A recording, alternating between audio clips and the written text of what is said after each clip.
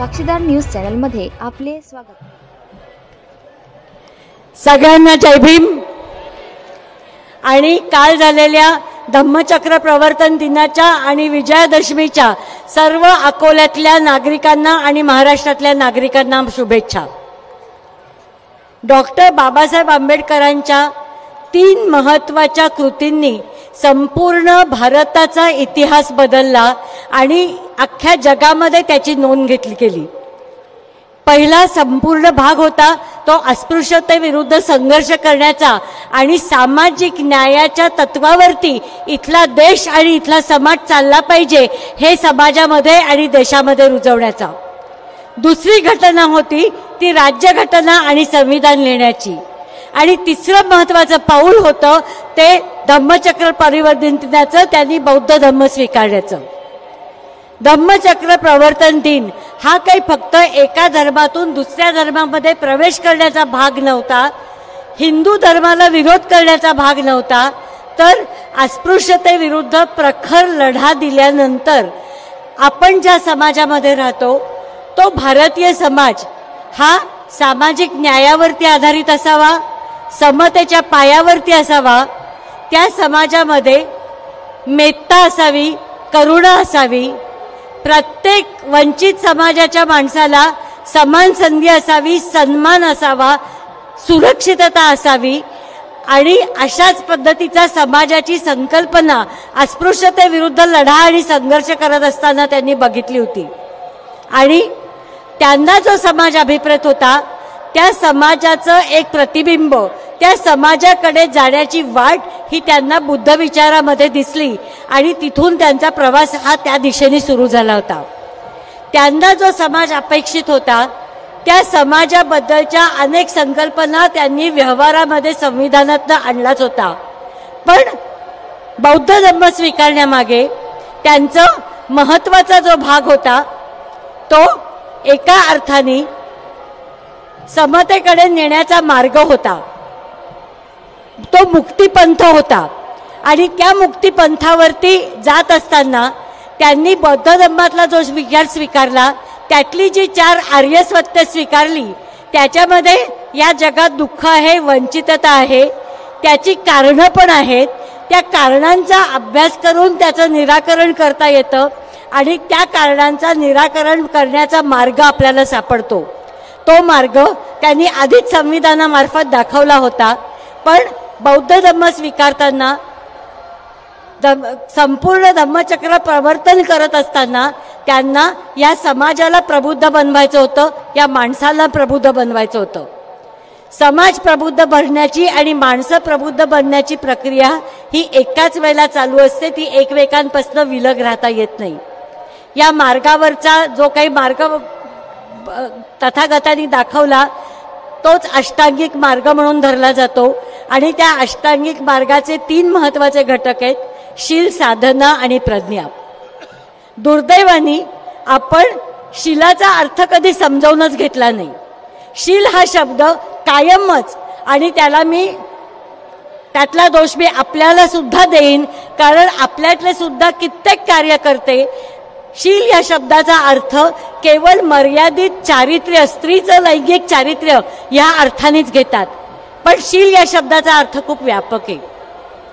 तुम्ही जी मूल्य मानता त्या मूल्यांची प्रामाणिक असणं, तुम्ही तुमच्या विचारांची प्रामाणिक असणं, तुमचे विचार असतील किंवा तुमचे आचार असतील हे तुम्ही मानलेल्या संपूर्णपणे मूल्य व्यवस्थेशीच असणं, मग ते खाजगी जीवनात असोत, सार्वजनिक जीवनात असोत किंवा राजकीय जीवनात असोत। मी खाजगी जीवनामध्ये बौद्ध धम्म मानते आणि माझं राजकीय जीवनामधलं वर्तन मात्र तथागतांच्या किंवा डॉक्टर बाबासाहेब आंबेडकरांनी दिलेल्या तत्वांशी विसंगत असतं, हे चालणार नाही। जेव्हा उक्ती आणि कृतीमध्ये फरक असतो, आपल्या मूल्यांमध्ये, आपण सभांमध्ये मांडत असलेल्या विचारांमध्ये आणि आपल्या सामाजिक किंवा राजकीय कृतीमध्ये विसंगती असते, विरोधाभास असतो, तेव्हा इथे प्रबुद्ध होण्याच्या वाटेवर चाललेल्या प्रत्येक नागरिकाचं हे कर्तव्य आहे की त्या विरोधाभासाला प्रश्न विचारले पाहिजेत। तो विरोधाभास समोर आणला पाहिजे आणि त्याची या समाजामध्ये चर्चा घडवून आणली पाहिजे. प्रज्ञा या शब्दाचा अर्थ तोच होतो की केवळ डिग्री मिळवणं म्हणजे प्रज्ञा नाहीये, केवळ खूप मार्क मिळवणं म्हणजे प्रज्ञा नाहीये, तर समाजाकडे डोळे उघडून बघणं, समाजामध्ये अन्याय कुठे आहे, समतेची पायमल्ली कुठे केली जाते, माणसांचा सन्मान कुठे डावलला जातोय आणि वंचित शोषितांच्या विरोधी राजकीय धोरणं कुठे राबवली जात आहेत, या सगळ्याकडे चिकित्सक दृष्टीने बघणं हा खऱ्या प्रज्ञाचा अर्थ होतो. आणि म्हणूनच जिथे जिथे राज्याची धोरणं, वेगवेगळ्या पक्षांची राजकीय धोरणं ही वंचित समूहांच्या, स्त्रियांच्या, इथल्या दलितांच्या हक्कांच्या विरोधात जाणारी असतील तेव्हा त्यांना आम्ही प्रश्न विचारणार. मग त्या व्यक्ती असोत, ते राजकीय पक्ष असोत, ते संघटना असो किंवा इथलं सरकार असो, या व्यवस्थेला प्रश्न विचाराची आपल्याला शिकवण तथागतांनी दिली आहे, चार्वाकांनी दिली आहे आणि त्याच्यानंतरच्या सगळ्या महामानवांनी आपल्याला कायमच व्यवस्थेला प्रश्न विचारण्याची एक आपल्याला शिक्षण घालून दिली आहे. वंचित बहुजन आघाडीच्या कार्यकर्त्यांनी 2 महिन्यापूर्वी हेच केलं. आम्ही संविधान वाचवतो, आम्ही भाजपला पराभूत करण्यासाठी फक्त राजकारणाचं उतरतोय, आम्ही कुठल्याच पक्षाची राजकीय भूमिका मांडत नाही आहोत, आम्ही केवळ संविधानप्रेमी नागरिक आहोत अशी भूमिका घेऊन महाराष्ट्र पिंचून काढणाऱ्या, अनेक व्हिडिओज काढणाऱ्या, अनेक वेगवेगळ्या सभांमधनं बोलणाऱ्या आणि त्यामुळे वंचितला बी टीम ठरवणाऱ्या अनेक विचारवंतांच्या घरासमोर किंवा त्यांच्या कार्यालयासमोर वंचित बहुजन आघाडीने आंदोलनं केली. अख्ख्या निवडणुकीभर लोकसभेच्या त्यांनी आपल्याला बी टीम ठरवलं तेव्हा आपण निदर्शनं केली नाही. आत्ता निदर्शनं का केली?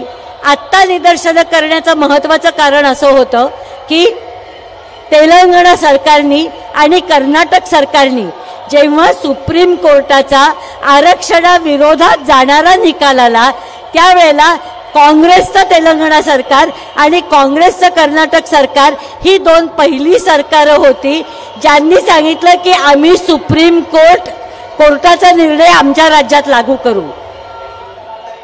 SC ST साठी असलेला निधी हा बाकीच्या योजनांसाठी, कल्याणकारी योजनांच्यासाठी वाटप करण्याचा निर्णय हा कर्नाटक सरकारचा होता. आम्ही संविधान वाचवण्यासाठी आम्ही फिरतोय ही भूमिका घेणाऱ्या विचारवंतांना आणि आम्हाला सातत्याने भाजपची बी टीम ठरवणाऱ्या विचारवंतांना प्रश्न विचारा की आता जेव्हा दलितांचा आणि आदिवासींचा निधी काढून घेतला जातोय, आमच्या आरक्षणावरती पाय आणणाऱ्या सुप्रीम कोर्टाच्या निर्णयाला तुमचं सरकार अंमलबजावणी करतोय, आता जाऊन या काँग्रेसच्या सरकारला तुम्ही का प्रश्न विचारत नाही की तुमची ही कृती संविधान विरोधी नाहीये का? हे प्रश्न विचारण्यासाठी केलेलं आंदोलन होतं. हे आंदोलन या सगळ्या सातत्याने बी टीमचा नॅरेटिव्ह लावणाऱ्या, बी टीमचा प्रचार करणाऱ्या विरोधकांचा, विचारवंतांचा वैचारिक बुरखा पाडण्यासाठी केलेलं आंदोलन होतं आणि एका अर्थाने मी ह्या विरोधाभासालाच राजकीय दृष्ट्या शील असं म्हणते. कृपा करून मला असं वाटतं की आपण जेव्हा आज एका धम्मचक्र प्रवर्तन दिनाच्या विचारमंचावरती आपण तथागतांच्या मार्गाने चालण्याचा निर्णय करतोय तेव्हा जिथे जिथे खाजगी जीवनामध्ये असेल, सार्वजनिक जीवनामध्ये असेल आणि राजकीय जीवनामध्ये असेल, जिथे जिथे आपल्याला विरोधाभास दिसेल, जिथे जिथे वंचितांच्या स्वाभिमानावरती, वंचितांच्या विकासावरती, वंचितांच्या सन्मानावरती, त्यांच्या सामाजिक न्यायाच्या भूमिकेवरती आणि त्यांच्या राजकीय संधींच्या वरती गदा आणली जाईल तेव्हा त्यांना आम्ही प्रश्न विचारणार, त्यांचं पितळ आम्ही उघडं पाडणार आणि हे करण्याचा पूर्ण अधिकार आम्हाला बाबासाहेबांच्या संविधानाने दिली आहे. लोकशाही सामाजिकरणाचा हाच खऱ्या अर्थाने होतो. तेव्हा तुम्हाला काय म्हणायचंय ते म्हणा, पण वंचितांचं राजकारण करण्यासाठी, वंचितांचा स्वतंत्र बुलंद आवाज बळकट करण्यासाठी वंचित बहुजन आघाडी सातत्याने संघर्ष करत राहील आणि तोच तथागतांनी दाखवलेला राजकीय मार्ग आहे. जय भीम, जय भारत. धन्यवाद ताई. यानंतर